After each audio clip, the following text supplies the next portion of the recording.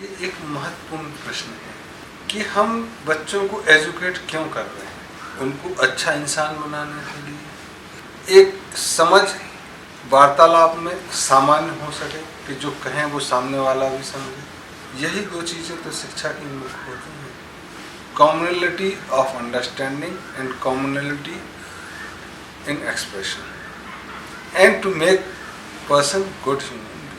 फिर नौकरी करना, उससे पैसा कमाना, ये तो बिल्कुल अलग चीज़ है। वो तो बिना पढ़ा हुआ आदमी भी पैसा कमा सकता है। तो जब बेसिक उद्देश्य, मूल उद्देश्य यह है कि उसको अच्छा इंसान बनाना है, तो बचपन में आपने एक 4 कमरे के स्कूल में रख दिया कि शिक्षा देना जरूरी है, और मोहल्ले पड़ोस में सब लोग बोले हाँ शिक्षा देना जरूरी है। अब स्कूल की कमी है और आप 4 कमरे के मकान में या दड़बे में उसको भेज दिए, और स्कूल में खेल के नाम पे लकड़ी का घोड़ा है, कंचे हैं, कैरम है या पिक्चर है, तो बच्चे को आप बर्बाद कर रहे हैं। बच्चे का बचपन खत्म कर दिया और उसको आपने एक अपंग इंसान बनाने की तरफ कदम बढ़ा दिया। ऐसे स्कूल बंद हो जाने। फिर दिल्ली में बैठी सरकार को लगा कि शिक्षा कमी है, तो सर्व शिक्षा अभियान कर दिया। तो ना मकान है ना कुछ है और शिक्षा है, एक कमरे में कक्षा 1 से 5 तक पढ़ रहे हैं। फिर एक सरकार को आता है कि इनको खाना दो भाई, स्कूल बुलाना है तो फ्री खाना दो। खेलेंगे कब? बोले खेल लेते हैं, तो खेत में काम वाम करते रहते, खेल लेते हैं। क्या खेल लेते हैं भाई?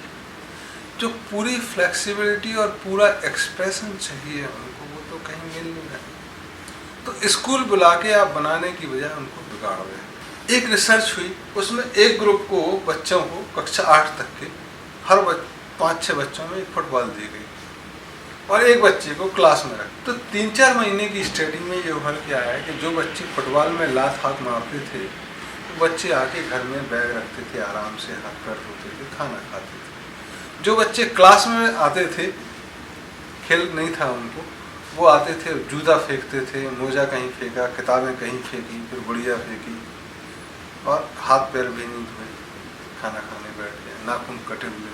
तो एक जो बाल सुलभ इच्छा है किकिंग की, हिटिंग की, पंचिंग की, that is not being provided in the alma mater, not in the school. तो वो बच्चे आके घर पे करते हैं, लड़ते झगड़े।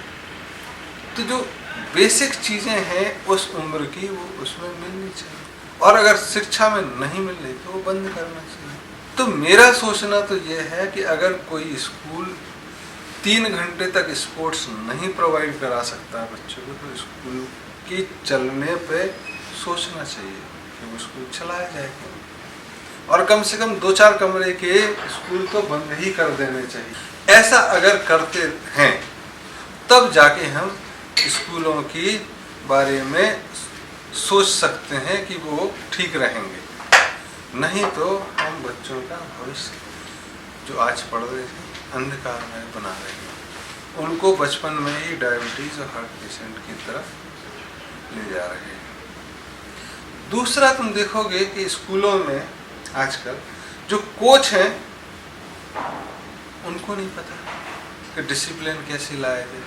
वो खिलाड़ी रहे हैं और नौकरी पा गए हैं। तो डिसिप्लिन के लिए रिटायर्ड आर्म फोर्स पर्सनल, जिनमें अभी भी दिल पेरेंट का है और बाजुओं में शक्ति जवान जैसी है, उनको डिसिप्लिन में रखना, उनकी सेवाएं, उनका सहयोग लेना जरूरी है कि वो डिसिप्लिन मेंटेन रखें, किसी को चोट न लगे। तो हर स्कूल एक ऐसे रिटायर्ड प्रोफेशनल्स का सहयोग ले सकता है जो पेरेंट की तरह से देखे।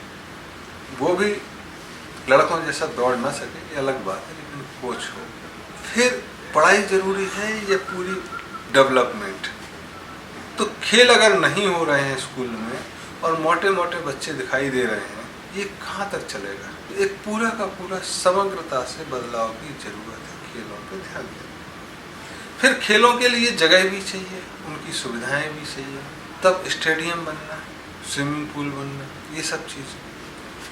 फिर एक चीज़ और आएगी कि बच्चा बच्ची कितने बजे तक, कितने उम्र तक खेल सकते हैं। तो मेरा जो अनुभव कहता है कि जब तक किशोरावस्था है बच्चे और बच्चियों की, तब तक एक समान खेल में बच्चे बच्चे खेल सकते हैं। और किशोरावस्था आने के बाद दोनों के खेल अलग अलग होने चाहिए। मतलब दैट इज अप टू टीन्थ जो एज है 12 साल तक एक खेल हो सकते हैं। उसके बाद लड़कियों के खेल अलग, लड़कों के खेल अलग होने चाहिए। फिर बच्चों में थोड़े लाइट गेम, और जैसे जैसे उम्र बढ़ती जाए, हाथों में ताकत बढ़ती जाए, तब थोड़े strenuous game for boys, mens and artistic game for girls and ladies. ऐसी व्यवस्था होनी चाहिए स्कूल में। और ये कमोबेश पीएचडी डिग्री तक हो सकती है 25 वर्ष तक। योगा के बारे में जो लोग कहते हैं कि स्कूलों में योगा जरूरी है, मुझे लगता है कि योग वेरी फाइन आर्ट है। सांस लो, सांस छोड़ो, विधाओं का ज्ञान उस उम्र में आना थोड़ा दिक्कत है। तो जो कोई खुद करना चाहे वह करे, नहीं तो खेल जिसमें हाथ पैर फैले, एक्सपेंशन हो, चेस्ट का, हाथ पैरों में खिंचाव हो, वैसे खेल जरूरी है।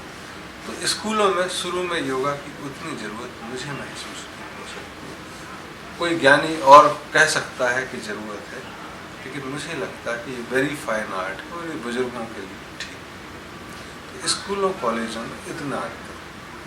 फिर कंपटीशन हो तो उसमें प्राइस बहुत ज़्यादा नहीं रखना है, but it has to be frequent, जिससे कि बच्चों का लगाव बना रहे। अगर रखना है नेट प्रैक्टिस ज़्यादा चाहिए, प्राइस थोड़ी बहुत रख दो, चॉकलेट, किताबें, जो भी है मिनिमल, क्योंकि लालच ना हो डेवलप, उतना ज़रूरी है। और पैसे गेम का प्रचलन कम करना चाहिए कि 12 बच्चे खेल रहे हैं और पूरा स्कूल देख रहा है, और फुटबॉल खेल रहे हैं लड़के और चीयर लीडर और चीयर गर्ल्स बन रही हैं।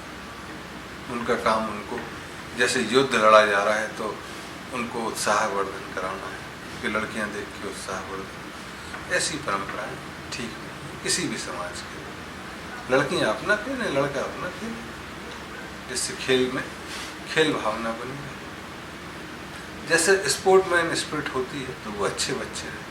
और टीचरों में भी खेल होना चाहिए थोड़ा थोड़ा, जिससे उनका मानसिक स्तर ठीक बना रहे।